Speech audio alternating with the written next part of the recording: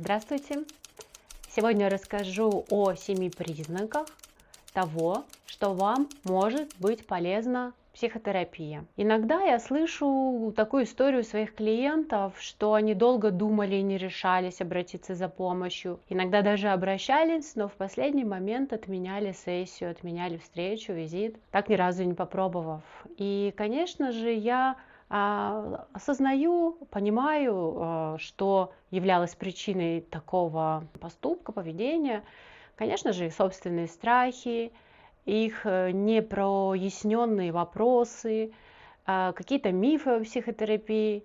И, в общем, здесь можно сказать, что иногда мы действительно как будто сомневаемся, колеблемся, мне нужно или не нужно. Может быть, я сам справлюсь, и это занимает какое-то время. А иногда мы можем думать, может быть, пора обратиться к психотерапевту, может быть, психотерапия это что-то такое замечательное и то, что мне поможет. И вот в таких сомнениях, колебаниях и отменах сессии может пройти довольно длительное время. И да, в общем, во время это ресурс, да, однозначно.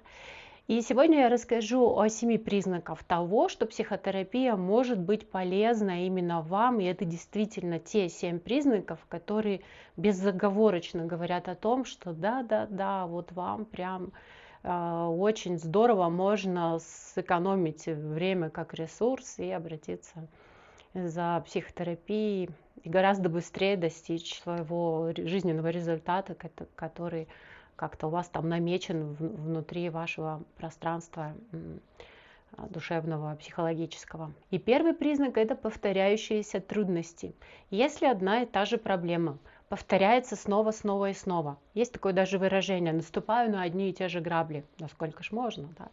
То ли в отношениях, это может быть в отношениях, это может быть в самочувствии, такое состояние, как тревога, панические атаки или конфликты, которые возникают везде, а однотипные, даже смена работы не решает ничего, то есть конфликты как будто повторяются. Я вспоминаю даже вот по этому поводу такой терапевтический случай, да, когда клиентка, где бы ни работала, вот почему-то все время находились такие начальники, руководители, которые вот как-то плохо к ней относились, вот как-то предвзято все время, вот да, такая странная ситуация.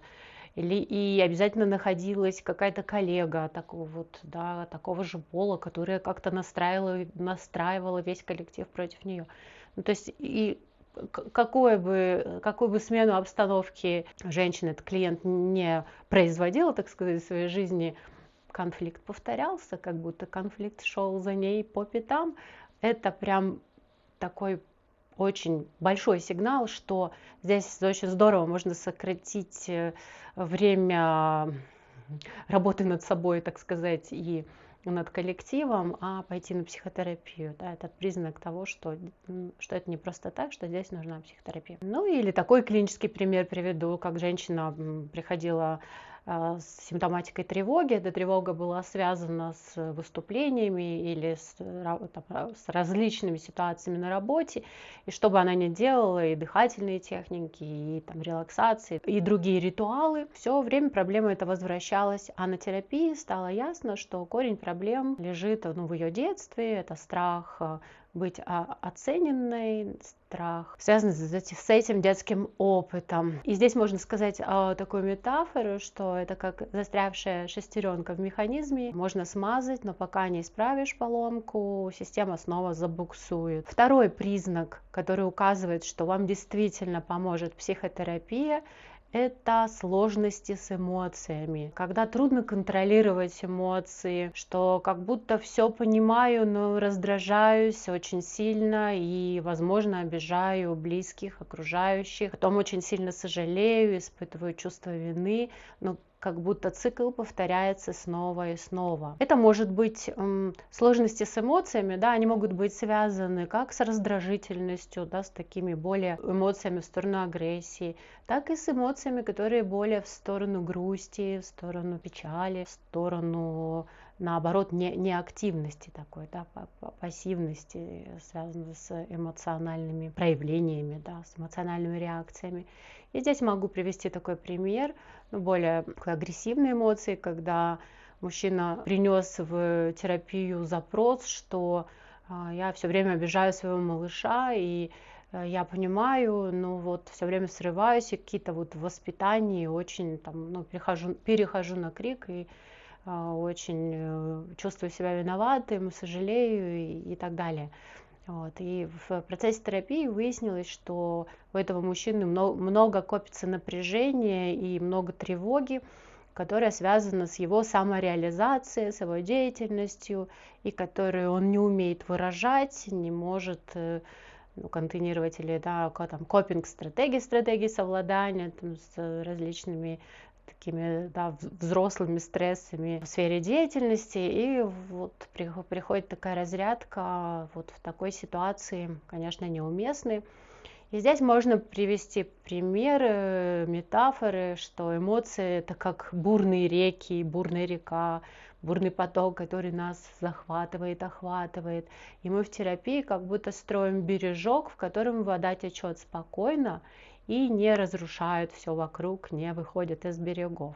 Третий признак, что вам точно поможет психотерапия, это чувство одиночества, которое не отпускает долго, либо не отпускает даже там, где вокруг люди. И тоже приведу пример такой клиентки, которая говорила, что она испытывает чувство одиночества даже в семье, даже когда у нее есть подруги, в коллективе.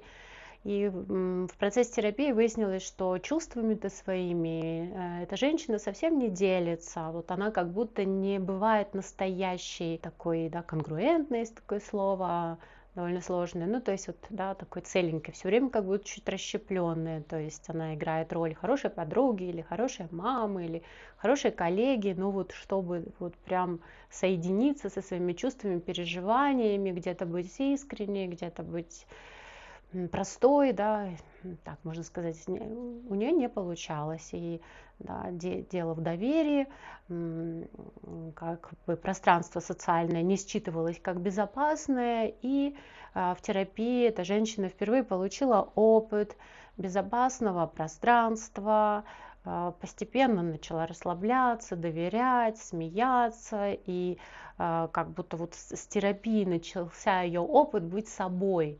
Потом постепенно она стала приносить этот опыт уже в коллектив, в семью, с подругами и так далее. Ее чувство одиночества, конечно же, очень быстро уменьшилось, а затем совсем редуцировалось. И можно привести такую метафору свидетеля, что очень важно или порой важно иметь такого свидетеля своей жизни, который слушает, не оценивает и не стремится спасать, не стремится помогать, изменять, и уж не говоря о том, что критиковать и ругать и так далее. Признак четвертый, что вам точно поможет психотерапия и вам прям туда, это когда вы застряли в страхе перемен. И в таком страхе очень часто даже маленькие изменения кажутся страшными или невозможными.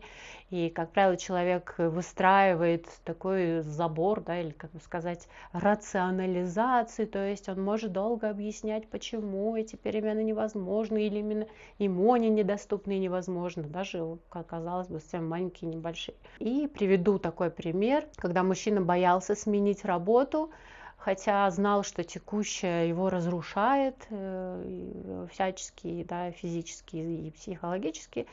И в терапии мы исследовали страхи, исследовали возможности, ресурсы, подращивали эти ресурсы, способности какие-то подращивали.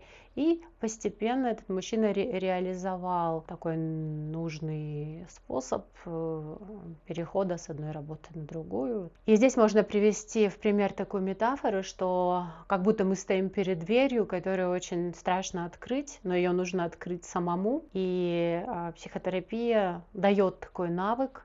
Его можно представить в виде того, что это фонарь, который освещает путь, когда мы начинаем это движение, приоткрываем дверь и начинаем это движение. Признак пятый, что вам точно поможет психотерапия, и она вам нужна, это постоянная самокритика, и как-то вы это отрефлексировали, говорят, как-то вы это словили, кто-то вам это сказал, как-то вы это почувствовали, что у вас очень много внутреннего критика, который вас как бы задолбал уже. И вы уже устали чувствовать себя недостаточно хорошим, устали делать больше, чем необходимо. И здесь такой приведу пример девушки, которая ругала себя за каждую ошибку, засиживалась допоздна и очень много ресурса тратила на какую-то работу, которую можно было сделать гораздо быстрее и легче. И на терапии она стала учиться разделять свои действия, разделять свое понимание себя и свои действия. И постепенно осознавать достижения и присоединять, так сказать, можно свои достижения себе, присваивать свои достижения себе спокойно.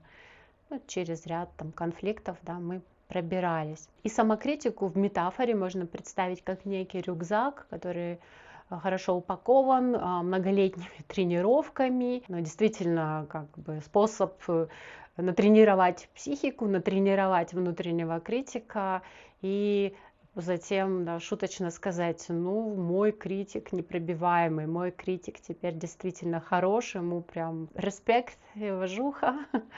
Не знаю, как еще пошутить, ну, то есть он, в общем-то, работает без увольнений, вот так можно пошутить. И психотерапия помогает разучиться, осознать, разучиться, да, найти способы это сделать и как бы в метафоре снять этот хорошо упакованный рюкзак и идти свободно.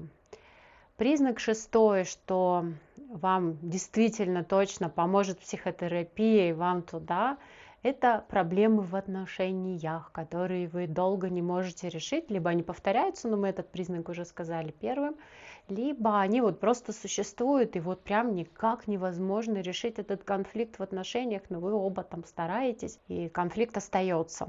Это может быть конфликт недопонимания, конфликт как чувство изоляции и разные совершенно конфликты в отношениях. Но это прям точно повод обратиться за помощью. И да, очень много пар испытывают это, не говоря уже о семейных парах. И именно в терапии мы учимся слышать друг друга, видеть мотивы, потребности, и именно учимся действительно как будто расшифровывать, что на самом деле хочет нам сказать партнер или донести до нас, за что он там воюет, что он защищает. И так для обоих партнеров это действительно очень хорошо работает, спасает миллионы отношений, миллионы нервных клеток, очень много времени. И, в общем, порой даже судьбу спасает, можно так сказать, если хорошие отношения спасти. И отношения, то есть здесь уместна метафора сада, потому что отношения можно представить как сад, и без ухода наш сад зачахнет, потому что там будут вырастать различные сорняки, и другие там будут нарушения происходить. А в психотерапии мы помогаем, да, этому росту, мы ухаживаем за отношениями как за садом. И удобряем почву и так далее. Вот здесь, да, тоже очень уместно. Седьмой признак, что психотерапия вам точно будет полезна, и вот вам прям туда, это чувство застревания. Я на самом деле дам вам такое самораскрытие, что в период, да, давно-давно в период там, молодых своих лет я тоже испытывала такое чувство, вот чувство, как будто я застряла, как будто жизнь, ничего в жизни не происходит, что, да, день сурка, какая-то рутина, что все стоит на месте, и как будто энергии много, как будто хочется и того, и другого, и пятого, десятого, и что-то изменить, а вот невозможно. И вот это вот чувство застревания или чувство болота, еще некоторые говорят, когда застрял в болоте. Вот. И тогда вот именно кажется, что застрял, все стоит на месте, не двигается, либо нет энергии, либо нет как будто, как на шахматной доске есть там такие клеточки, да, куда может ходить фигура, а тут как будто все клеточки заблокированы. Вот это точно про психотерапию, это вам точно сюда. И я вам привела свой пример и приведу клиентку молодую, которая не могла долго решиться переехать в большой город. Вот примерно так это и выглядела ситуация. И на терапии мы разбирали, сначала мы разбирали страхи, затем мы делали ревизию ресурсов, потом мы анализировали ценности, концепции, там, да, вот эти все вещи. И маленькими шагами эта женщина реализовала свою мечту. Здесь можно привести пример такой двери, где вот где-то ключ, мы где-то его потеряли. Мы точно знаем, что вот где-то ключ от этой двери, и раз мы его находим, и мы открываем замок, и мы идем дальше. И что хочется сказать в итоге? В итоге хочется подвести вас к своей трилогии, которая есть опубликована на моем YouTube-канале, трилогии лекций или видео, лучше правильно сказать. Это у меня все лекции там с моей прошлой жизни. И первая лекция, что не нужно делать самостоятельно со своей психикой, или ошибки повседневности, или что происходит с психикой в повседневности, и что не нужно делать. Другая лекция – это как выбрать правильного психотерапевта, какие признаки для этого существуют, как не ошибиться с этим. Это очень важная лекция.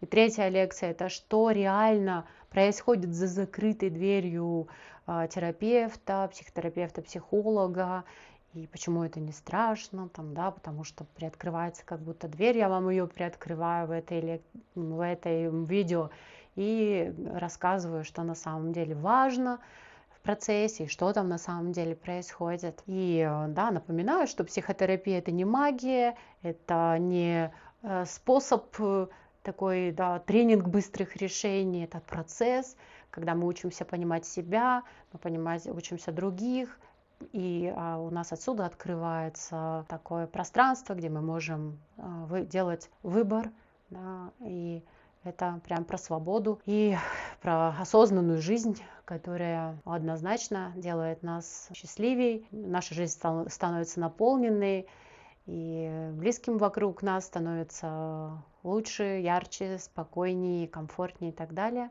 И это, наверное, лучшее, что можно дать себе и своим близким. Спасибо за внимание и до следующих встреч, до следующего видео.